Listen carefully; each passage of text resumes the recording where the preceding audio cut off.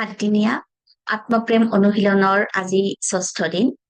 মোৰ লগত একেলেঠাৰিয়ে যিসকলে এই আত্মপ্ৰেমৰ অনুশীলন কৰি আছে তেওঁলোকক বহুত বহুত ধন্যবাদ, বহুত বহুত অভিনন্দন।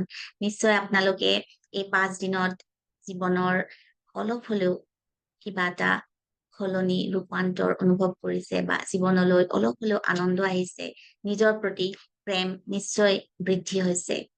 আপোনালোকৰ এই ৫ দিনীয়া অনুশীলন পুনৰ এবাৰ ভাবি চাওক আৰু আপোনালোকৰ অনুভৱবোৰ মোক লিখি জনাওক।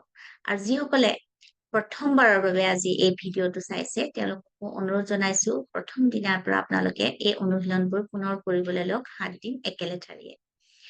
আজি আমি ৬ষ্ঠ দিনৰ দিনা এই অনুশীলন কৰিম, যিটো আমাৰ ৫ম দিনৰ অনুশীলনৰ লগত অলপ মিল আছে।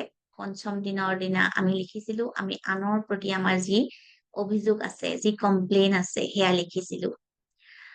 বহু সময়ত আমাৰ নিজৰ প্ৰতিও বহুত কমপ্লেইন থাকে, নিজৰ প্ৰতিও আমি অভিযোগ কৰো, নিজকো নিজৰ জীৱনৰ প্ৰতি অভিযোগ থাকে বা আমি কেতিয়াবা অনুতপ্ত অনুভৱ কৰো, এইটো কাম আমি কৰিব লাগিছিলে, আমি কিয় নকৰিলো।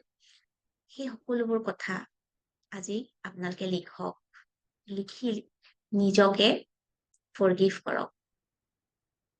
কালি আপোনালোকে ফৰগিভ কৰিছিলে আনৰ কাৰণে আপোনালোকে ফৰগিভনেছ বিচাৰিছিলে। আজি আপোনালোকে নিজৰ কাৰণে ফৰগিভনেছ বিচাৰক।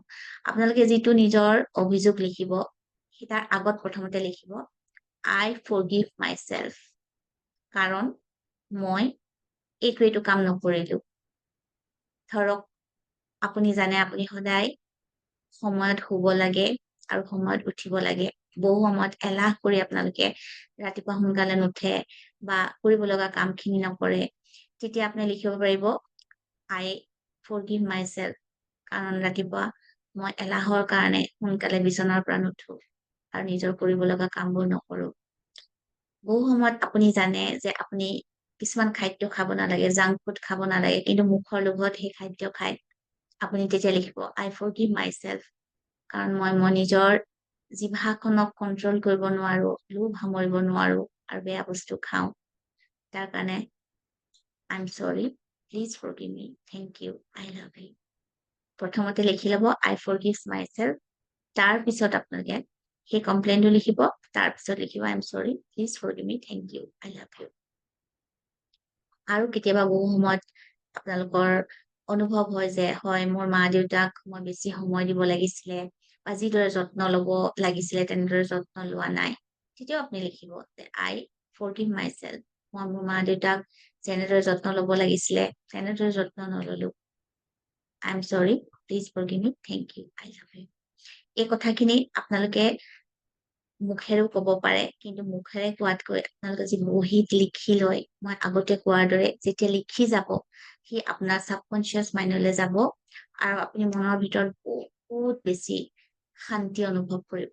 নিজক যেতিয়া এনেদৰে পৰিষ্কাৰ কৰিব, নিজৰ প্ৰতি যিখিনি আপোনাৰ গিল্টি ফিলিংছ আছে, অভিযোগ আছে, সেইবোৰ যেতিয়া আঁতৰি যায় ডেফিনেটলি আপুনি শান্তি অনুভৱ কৰিবই। আজি এই অনুশীলনটো কৰক আৰু মোক জনাব এই অনুশীলন কৰি আপোনালোকৰ কেনে লাগিছে। কাইলে আমি নতুন এটা অনুশীলন লৈ পুনৰ আহিম। ধন্যবাদ।